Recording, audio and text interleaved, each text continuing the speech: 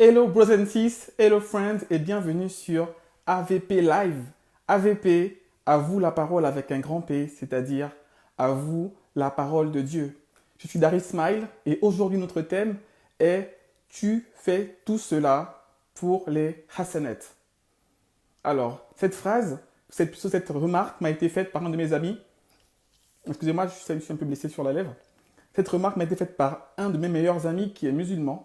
Il m'a dit que je fais des vidéos pour les Hassanet. Alors, c'est quoi les Hassanet? Alors, dans l'islam, les Hassanet, ce sont des bonnes œuvres, les prières et toutes bonnes œuvres que vous pouvez faire dans votre vie, qui vous sont comptées en votre avantage quand il faudra rentrer au paradis. Donc, de son point de vue musulman, il m'a dit que si je fais des vidéos, c'est pour avoir des bons points, pour rentrer au paradis. Et je lui ai dit, bah écoute, c'est pas possible. Et ce soir, je vais vous expliquer pourquoi ces vidéos ne sont pas faites pour les Hassanet. D'accord? Alors, il m'a dit, bah écoute, c'est bizarre que tes vidéos ne soient pas monétisées et ne sont pas vendues, tu n'as pas 10 000 followers, mais pourquoi tu continues à faire des vidéos? Et là, je lui ai dit, écoute, les Hassanet ne m'intéressent pas. Ce qui m'intéresse, c'est de pouvoir partager avec tout le monde, avec tous ceux qui ne connaissent pas encore l'évangile, de partager ma foi. Pourquoi? Pourquoi il est important de comprendre que les Hassanet ne serviront de rien à ceux qui y croient pour pouvoir entrer au paradis?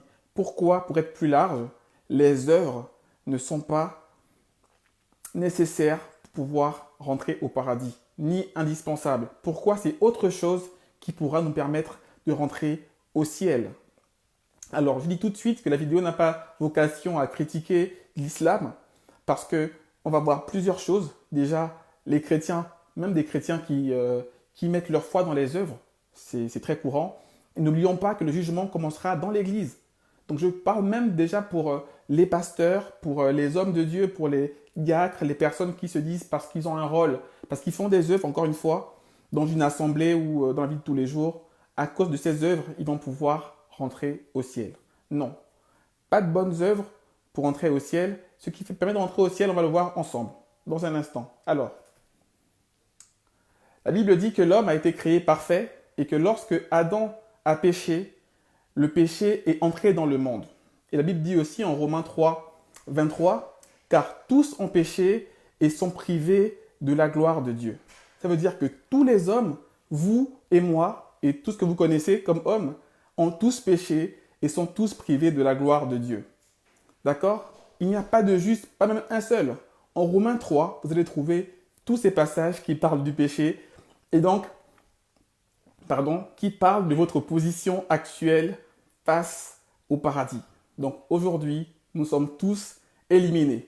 Pourquoi? Voilà, il y a de l'homme, lorsque Dieu l'a créé, il était comme ça, comme de l'eau pure, sans péché. Ensuite, le péché est entré dans le monde. Et hop, oula, voilà l'état de l'homme actuellement. D'accord? L'homme ressemble à ça. Voilà le péché, ce qu'il a fait de cet homme qui était tout clair.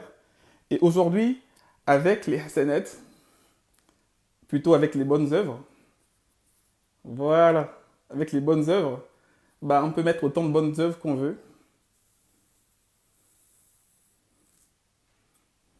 Bah, écoutez, ça change pas grand-chose, hein. C'est toujours aussi noir, toujours aussi sale. Et Dieu ne veut pas des personnes qui sont un peu bien, un peu mauvais. C'est pas la balance avec Dieu. Avec Dieu, Dieu demande la sainteté. Dieu est saint, il est 3 fois saint et il ne peut voir le péché. Donc voilà ce que Dieu attend de l'homme. Il attend un homme pur. Et il sait que c'est pas possible.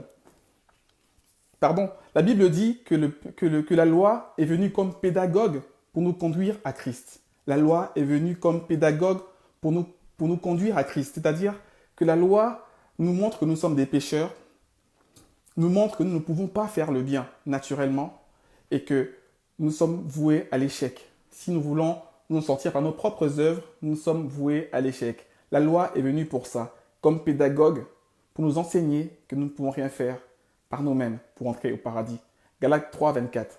Maintenant, comment Dieu a résolu le problème du péché de cet homme-là, qui est tout sale à cause de son péché. La Bible dit en Jean 3,16, « Car Dieu a tant aimé le monde qu'il a envoyé son Fils unique, Jésus, afin qu'il meure sur la croix et que quiconque croit en lui, donc qui mette sa foi en Jésus-Christ, Fils de Dieu, Dieu incarné, qui croit en cela, ne périsse point, mais qu'il ait la vie éternelle. » Alors, qu'est-ce qui va se passer? Comment Christ va faire pour rendre cet homme pur? On voit que c'est peine perdue là, comment c'est tout noir. En fait, Dieu procède à une substitution. C'est-à-dire, quand on croit en Jésus-Christ, quand on met sa foi en lui, ce n'est pas ça qui reste. C'est une substitution. Ça veut dire que au lieu d'avoir en visu l'homme, à la place, on va échanger l'homme avec toutes ses mauvaises œuvres et son péché et le remplacer par Jésus. Voilà, c'est le live. Le live, c'est compliqué avec tous ces gadgets. Donc voilà, Jésus-Christ est mort sur la croix pour justement permettre à tous les hommes qui vont mettre leur foi en lui de recevoir le don de la vie éternelle et de pouvoir accéder au ciel par la foi et par la grâce de Dieu. La Bible dit aussi en Éphésiens 2, 7 à 8, 8 à 9, « Car c'est par la grâce que vous êtes sauvés, par le moyen de la foi. Cela ne vient pas de vous, c'est le don de Dieu. » Voilà, le don de Dieu, c'est la mort de Jésus-Christ. Et ce n'est point par les œuvres, afin que personne ne se glorifie. Pourquoi je dis que Jésus-Christ est le seul chemin? Parce que aucun homme ne pourra racheter les fautes qu'il a commises. Même si on prend une balance et on met les bonnes œuvres d'un côté et les mauvaises de l'autre, je ne pense pas qu'il y ait un homme qui puisse dire qu'il a fait plus de bonnes œuvres que de mauvaises œuvres. Alors, sur quoi comptez-vous pour que Dieu vous accepte au ciel? Le seul moyen, c'est de croire en Jésus-Christ et ainsi d'être substitué à Jésus. Et quand Dieu vous verra, il verra son Fils qui a été envoyé justement sur la terre, non pour juger le monde, mais pour que le monde soit sauvé par lui. Mais malheureusement, tous ceux qui vont rejeter ce cadeau devront assumer par leurs propres œuvres devant Dieu. Et Dieu ne vous verra pas comme ça, il vous verra comme ça. Et là, vous irez tout de suite dans ce qu'on appelle, entre griffes, l'enfer. Alors, pourquoi je disais tout à l'heure que ce n'est pas une vidéo pour l'islam et pour les musulmans? Parce que les hasanats, c'est bien beau, c'est quelque chose qui vient de l'islam, mais dans les faits, plusieurs religions, pour ne pas dire toutes les religions, mettent leur foi dans les œuvres. Ils disent qu'en faisant des bonnes œuvres, ils vont pouvoir rentrer au ciel.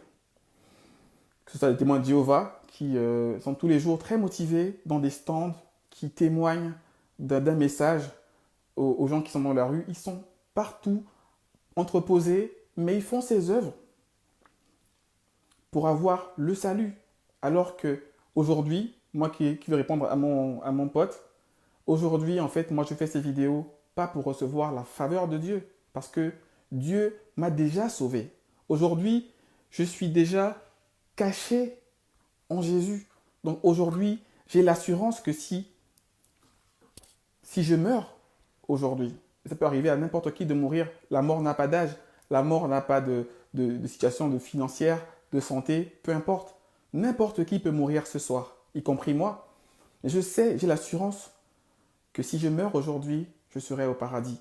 Pas parce que je suis meilleur que vous, non, parce que j'ai mis ma foi en Jésus-Christ. Et la Bible dit que quiconque croit en lui ne périra point, mais aura la vie éternelle. Je ne suis pas meilleur que les témoins de Jéhovah, que les athées, que les musulmans et que d'autres chrétiens d'ailleurs.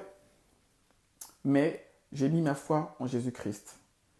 Et ce ne sont pas les œuvres qui vont me sauver. Donc aujourd'hui, si je fais des vidéos, ce n'est pas pour avoir la faveur de Dieu, parce que Dieu m'a déjà fait des grâces au-delà de ce qu'on peut imaginer. Il m'a déjà fait la plus grande grâce, c'est-à-dire me sauver malgré mon état. Je ne suis pas juste en moi-même. Mais malgré mon état, Jésus-Christ est venu sur cette terre mourir pour moi sur la croix. Et il est ressuscité des morts. Il a vaincu la mort afin que moi, je puisse un jour me présenter devant Dieu et dire « Oui, je ne suis pas digne de rentrer au ciel, mais Jésus-Christ a pris ma place sur la croix. Et fort de ce sacrifice qu'il a fait à ma place, je peux rentrer au ciel. Et Dieu me dira, rentre dans le ciel. D'accord?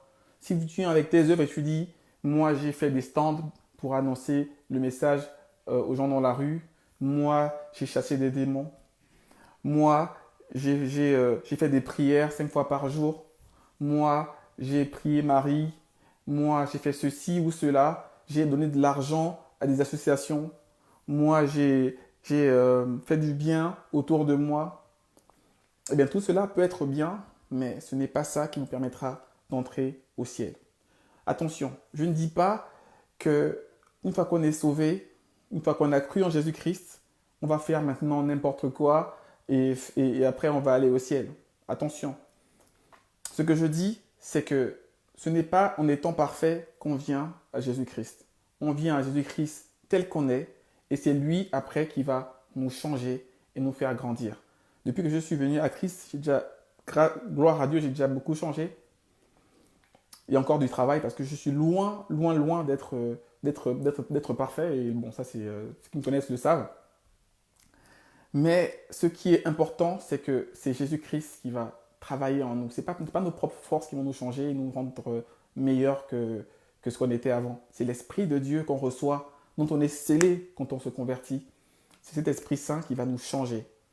J'ai un ami qui a compris l'Évangile, mais ce qui le bloque, c'est qu'il dit qu'il n'est pas assez parfait. Il y a encore des choses dans sa vie qu'il doit régler avant de venir au Seigneur.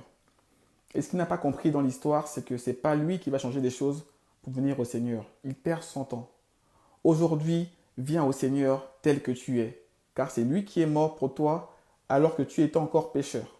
Romains 5,8, Christ est mort pour nous alors que nous étions encore des pécheurs. Il prouve son amour envers nous de cette manière, chers amis. Alors, aujourd'hui, si tu entends ce message, viens à Christ tel que tu es. Tes défauts, tes péchés, c'est l'Esprit Saint qui va être en toi après ta conversion, qui va te les enlever au fur et à mesure. C'est la sanctification. D'accord?